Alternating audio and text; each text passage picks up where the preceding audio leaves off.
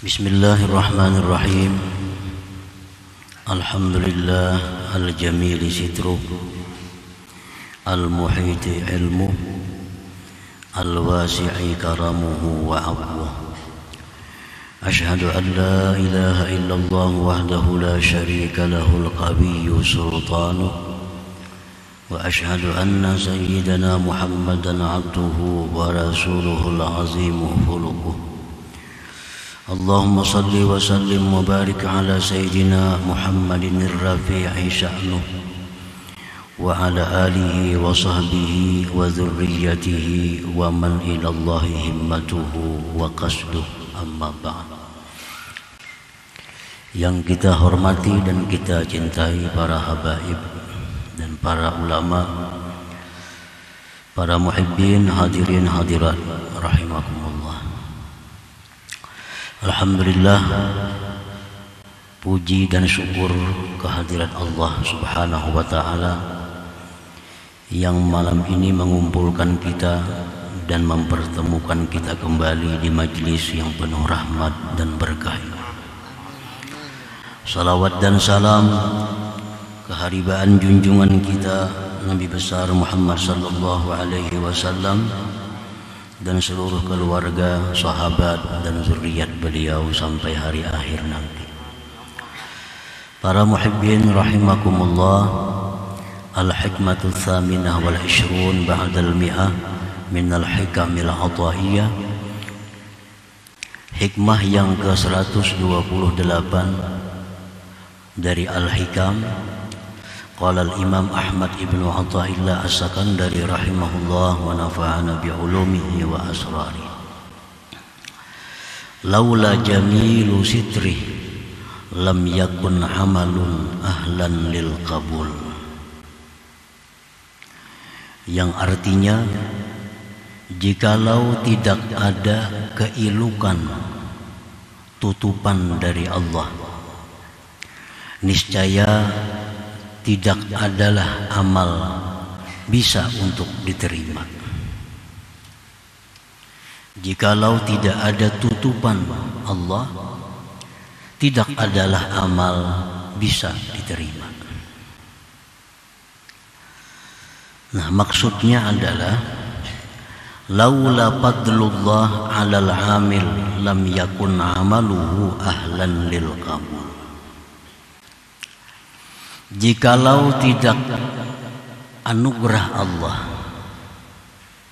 atas orang yang beramal, yang beribadah, jikalau tidak ada anugerah Allah atas orang yang beramal itu, tidak adalah amalnya itu bisa diterima oleh Allah Subhanahu wa ta'ala.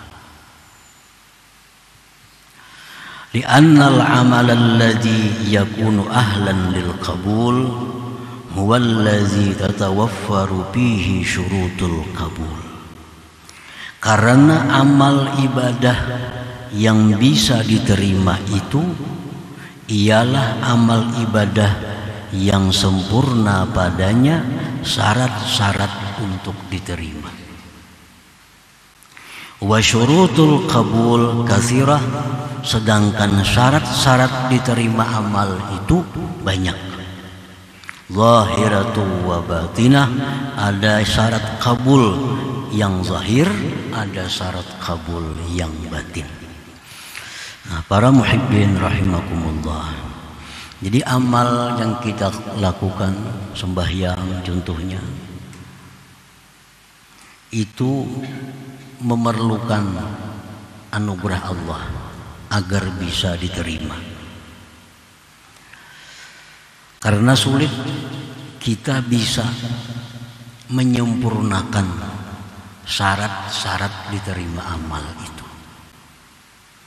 Jadi yang kita harapkan bahwa Allah Subhanahu wa ta'ala tidak terlalu teliti, meneliti amal-amal kita agar bisa diterima. Karena kalau Allah itu teliti amal yang kita lakukan, maka amal kita ini sulit untuk bisa diterima karena banyaknya syarat-syarat yang kita sulit untuk memenuhinya. Nah, para muhibbin rahimakumullah, jadi sangat diperlukan anugerah Allah, sangat diperlukan kemaafan Allah, sangat diperlukan kemurahan Allah agar amal kita ini bisa diterima di sisinya.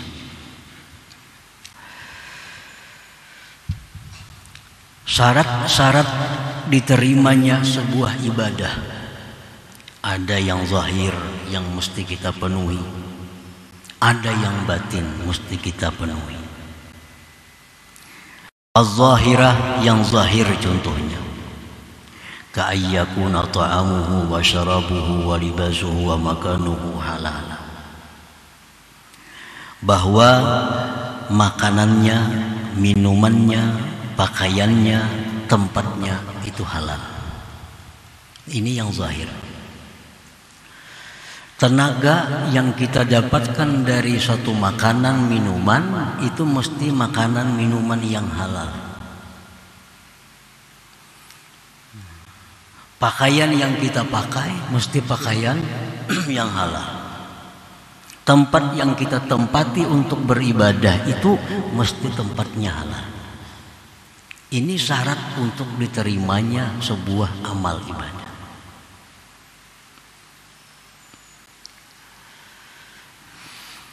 Di dalam sebuah hadis disebutkan, inna lillah malakan ala baitil maqdis yunadi kulla laylah man akala haraman lam yuqbal minhu sarfun wala adal.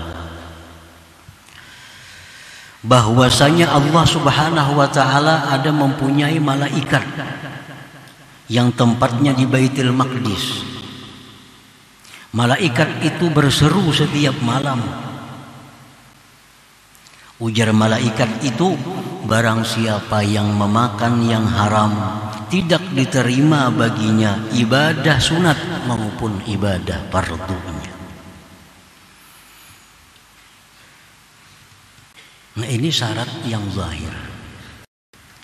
Mesti makanan kita ini halal, minuman kita ini halal. Nah, itu pun kita sudah sulit untuk memastikan bahwa yang kita makan ini halal. Cuma kita hanya berharap, yang didahului dengan kehati-hatian, berharap agar Allah Subhanahu wa taala bisa memaafkan kalau di luar kemampuan kita, di luar pengetahuan kita bahwa yang kita makan itu adalah makanan yang haram. Kita berharap kepada Allah agar makanan-makanan yang tidak sepengetahuan kita, makanan itu haram, bahwa itu bisa ditutupi, dilindungi, dimaafkan oleh Allah, sehingga amal kita ini bisa memenuhi satu syarat dari sekian syarat untuk diterima itu.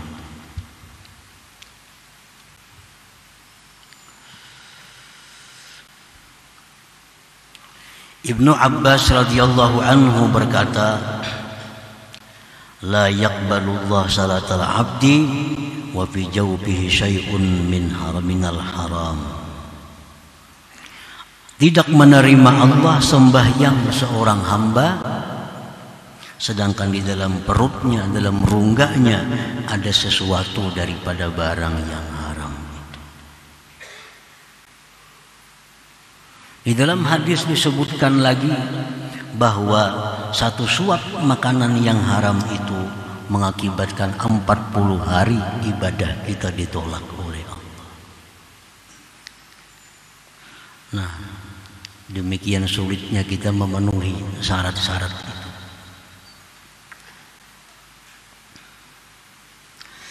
Wa qala aidan, di dalam hadis pula disebutkan, man ishtara thawban bi asyrati darahima wa bi thamanihi dirhamun haramun lam yaqbalillah salatahu ma dama alaihi minhu syai'.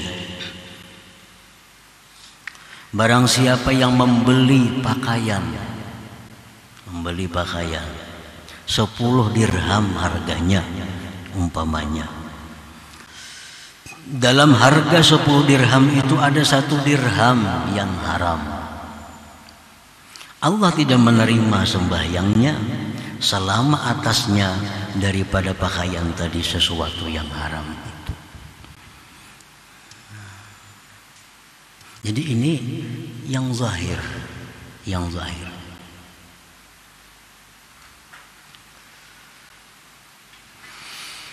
Para muhibbin rahimakumullah, kalau sudah kita nyata-nyata melakukan yang haram, sudah nyata-nyata kita makan makanan yang haram, itu kita kada bisa mengharapkan anugerah Allah untuk bisa diterima. Karena sudah nyata-nyata dengan sengaja kita makan makanan yang haram. Yang berharap dapat anugerah Allah ini orang yang sudah hati-hati, orang yang sudah berhati-hati. Tetapi kehati-hatian itu terbatas.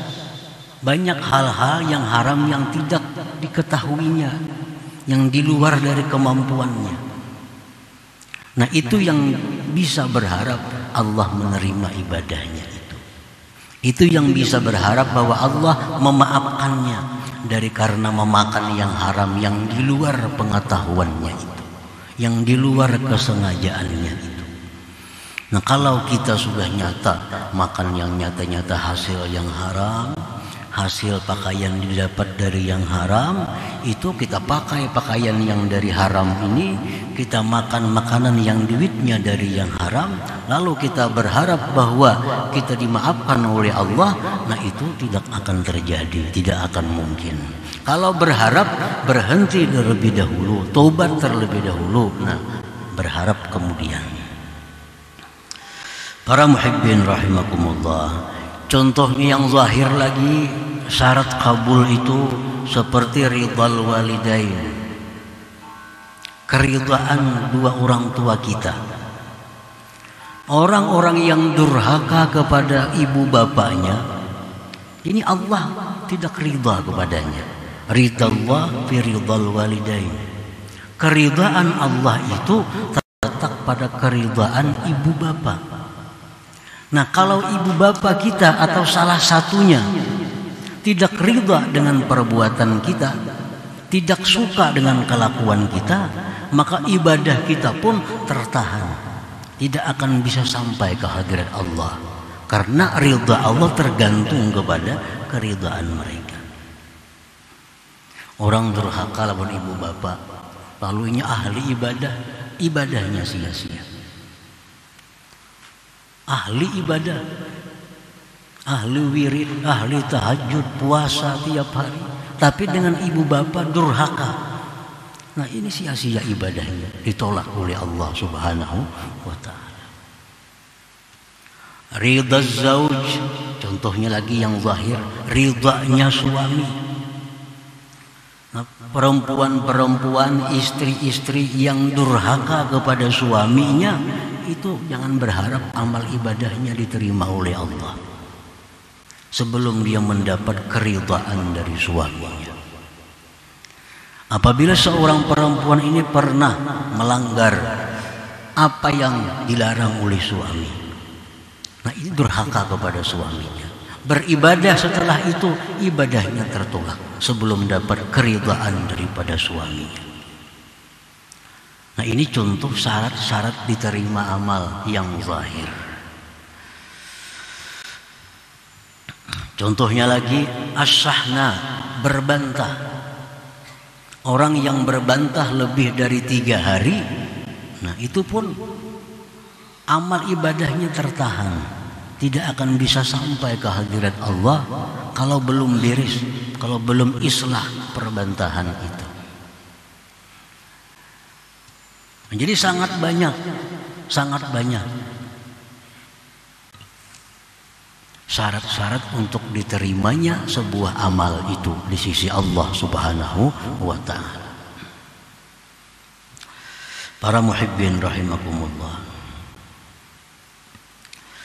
Wa ammal batinah, adapun syarat-syarat yang batin untuk diterimanya sebuah amal, minha setengahnya al-ikhlas. Ikhlas. Bi ayya'mala lillah, dengan dia beramal itu karena Allah. Nah, dia beramal itu karena Allah. Baik karena Allah itu menjunjung perintah Allah, atau mendekatkan diri kepada Allah, atau mendapatkan keridhaan Allah, itu termasuk karena Allah.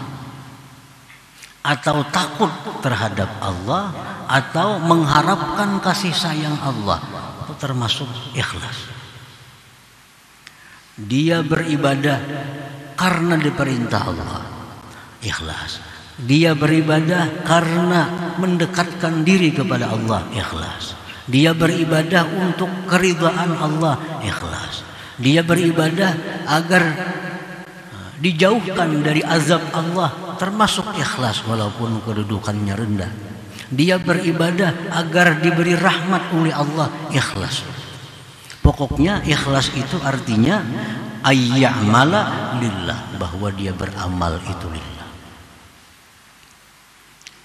La li talabi hamdin nas wa ta'zimihim wa jazaihim, tidak ada tujuan beramal itu mencari simpati manusia, tujuan pujian manusia. Tidak ada beramal itu mencari pujian manusia, mencari kehormatan, keagungan di sisi manusia, dan balasan manusia. Nah, apabila kita beribadah, beramal dengan tujuan bahwa agar dipuji, agar dihormati, agar dibalas perbuatan baik kita oleh manusia, itu sudah tidak ikhlas. Artinya amal itu sudah ditolak oleh Allah Subhanahu wa ta'ala. Karena di antara syarat kabul amal itu adalah al-ikhlas. Qala ta'ala, Allah Ta'ala berfirman, "Faman kana yarju liqa'a rabbih falya'mal 'amalan shalihan wa la yusyrik bi 'ibadati rabbih ahada." Barang siapa yang hendak, siapa yang ingin mengharapkan berjumpa Allah, maka beramallah amal saleh, dan jangan menyekutukan dengan ibadah itu seseorang jua pun. Jadi kalau beribadah kepada Allah itu tidak bisa niat bercabang. Misalnya beribadah karena Allah dan agar dipuji oleh orang. Nah, itu ngarannya menyekutukan. Dia beribadah karena Allah agar dimuliakan manusia. Rasulullah SAW bersabda, Allah Subhanahu wa ta'ala berfirman, "Man 'amila 'amalan asyraka ma'i fihi ghairi fahuwa lilladzi asyrak wa ana minhu bari." Siapa yang beramal satu amalan, dia sekutukan besertaku pada amalan itu selain aku. Ya tadi, beramal karena Allah sekaligus karena untuk dipuji, untuk dihargai. Nah, Allah Subhanahu wa ta'ala berfirman dalam hadis qudsi, "Fahuwa lilladzi asyrak wa ana minhu bari." Ujar Tuhan, itu hanya untuk sekutuku dan aku tidak akan ikut campur dengan itu. Aku berlepas daripada itu. Jadi Allah Subhanahu wa ta'ala itu kada bisa disekutukan tujuan kita. Kalau tujuan karena Allah, ya karena Allah. Kalau bergabung dengan yang lain, Allah melepaskan diri. Nah, ini syarat kabulnya amal batin. Ikhlas ini kan urusan batin. Para muhibbin rahimakumullah. Wa minha at-tabarri minal hawli wal quwwah bi an la yansubahu ila nafsihi wa hawlihi wa quwwati. Sebagian lagi daripada syarat batin agar amal itu diterima, bahwa yang beramal ini mesti berlepas dari daya dan upayanya. Dia tidak menisbahkan amal itu kepada dirinya dan daya upayanya. Orang yang beramal kada kadang merasa bahwa beramal itu dirinya, tetapi adalah dengan daya upaya Allah. Orang yang beramal ini kadang merasa bahwa beramal itu kemampuan dirinya. Nah, makanya dalam surat Fatihah dijelaskan iyyaka na'budu wa iyyaka nasta'in. Artinya apa? Hanya kepada Engkau kami beribadah, hanya kepada Engkau kami minta pertolongan. Artinya beribadah tapi dengan pertolongan Allah. Artinya memakai aku, tapi aku yang didaya upayakan oleh Allah. Mbak aku juga usalli, aku sembahyang, jangan ditinggal akunya. Karena dalam surat Fatihah itu na'budu, iyyaka na'budu, itu menunjukkan ada aku. Tapi aku ini aku yang tidak bisa lepas daripada nasta'in. Aku yang tidak bisa lepas dari daya dan upaya Allah Subhanahu wa ta'ala. Jadi orang mengatakan bahwa sembahyang mbak aku aja syirik, kada baakuan, kada sembahyang ngarannya. Siapa yang sembahyang? Allah Ta'ala sembahyang. Allah memerintahkan kita sembahyang. Jadi aku sembahyang, cuma aku yang didaya dan upayakan oleh Allah Subhanahu wa ta'ala. Jangan menisbahkan amal kepada diri sendiri.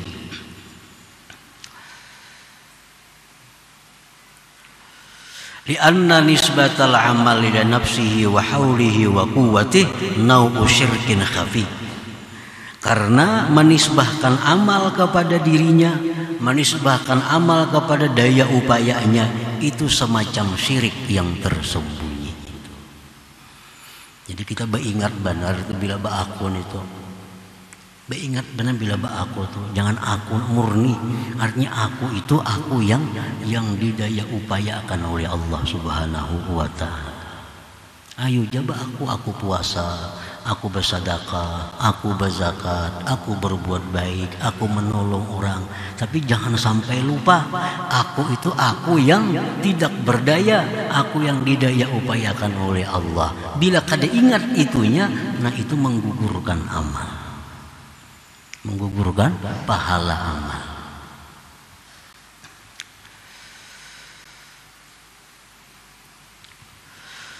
Wa minha, dan setengahnya lagi syarat diterima amal itu an la yudilla bi amalih, bahwa dia tidak idlal dengan amalnya.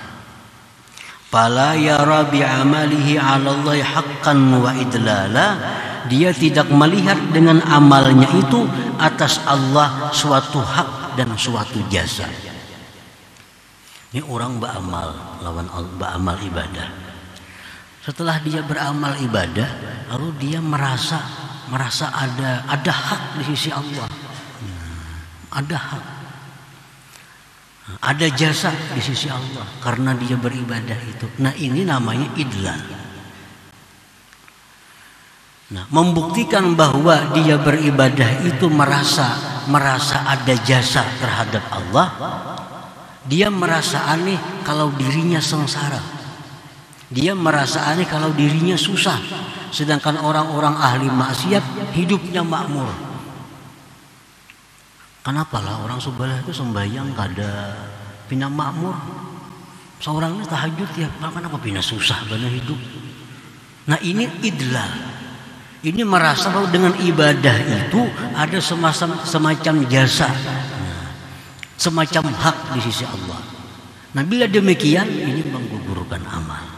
Artinya amal yang kita lakukan dengan idlal itu tidak diterima oleh Allah Subhanahu wa ta'ala.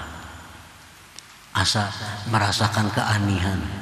Kenapa seorang yang ahli ibadah, ahli menuntut ilmu, seorang yang ahli salawat, kenapa hidup ini susah?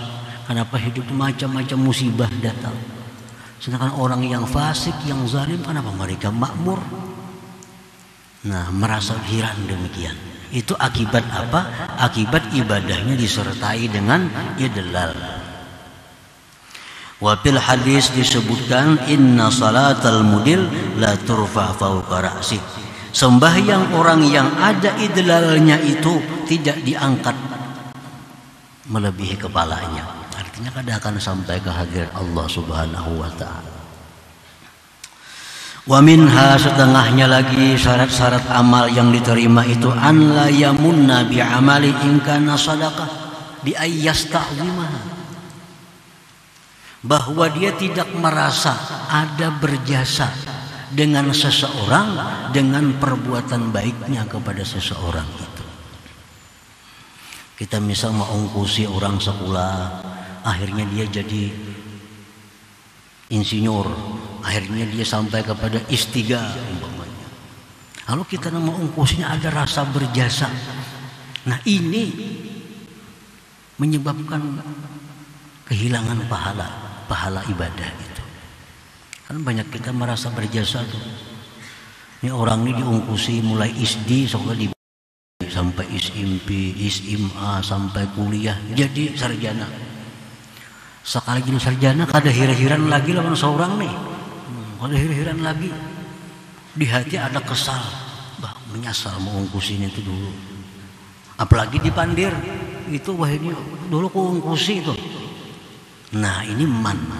Bila ada itu, sedekah yang berpuluh-puluh tahun itu menjadi hangus. Hilang. Allah Subhanahu wa taala berfirman, la tubtilu sadaqatikum bil manni wal adha. Jangan kamu batalkan, kamu hilangkan, gugurkan pahala sedekah kamu dengan man, dengan perasaan berjasa. Nah, para muhibbin rahimakumullah. Nah, ini kita mengetahui syarat-syarat diterima amal ini sangat berat. Nah, syarat-syarat diterima amal ini begitu susah. Jadi kita mengharapkan kepada Allah agar diberi anugerah, agar diberi kemaafan, agar diberi tutupan dari keaiban-keaiban itu, sehingga amal kita bisa diterima oleh Allah Subhanahu wa taala. Kalau kada anugerahnya, kita akan sulit memenuhi sekian banyak syarat untuk diterima amal itu. Nah, para muhibbin rahimakumullah, untuk bisa beramal itu sudah sulit. Itu perlu taufik dari Allah. Kita bisa beramal. Nah, untuk diterima amal lebih sulit lagi. Lebih sulit lagi. Sembahyang agar bisa sah. Sembahyang nih agar bisa sah. Itu sudah sulit. Kita harus melaksanakan rukun-rukunnya, menghindari pembatalnya dan sebagainya. Nah, supaya sah sembahyang kita itu sudah sulit. Nah, supaya diterima sembahyang lebih sulit lagi. Nah, jadi kita walaupun kita rajin beribadah, walaupun kita rajin sembahyang, maka tambah banyak lagi harap kita kepada Allah agar amal yang demikian penuh kekurangan ini bisa diterima oleh Allah Subhanahu wa taala. Para muhibbin rahimakumullah, Yahya bin Mu'adz, salah seorang imam sufi, berkata, manusia itu terdiri dari tubuh yang banyak aibnya. Dan manusia itu ada mempunyai hati yang banyak aibnya. Kan hati kita ini banyak aibnya juga. Tubuh sudah banyak kelemahannya, hati sudah banyak aibnya. Apakah mungkin dari tubuh yang aib, dari hati yang aib, keluar perbuatan yang bersih? Maulah. Awaknya sudah rigat, hatinya rigat, keluar perbuatan yang bersih. Nah itu kada mau. Nah kecuali ujar sidin dengan anugerah Allah, dengan kemaafan Allah. Nah, para muhibbin rahimakumullah, jadi makin banyak amal, makin banyak harap kita terhadap kemaafan Allah, agar bisa amal ibadah itu diterima oleh Allah Subhanahu wa taala. Karena ada syarat-syarat zahir yang kita penuhi, syarat-syarat batin yang kita penuhi. Sesudah kita berusaha semaksimal mungkin, nah disitulah kita berharap kepada Allah Subhanahu wa taala. Nah, selanjutnya hikmah yang ke-29. Hadratin Nabi sallallahu alaihi wasallam, Al-Fatihah.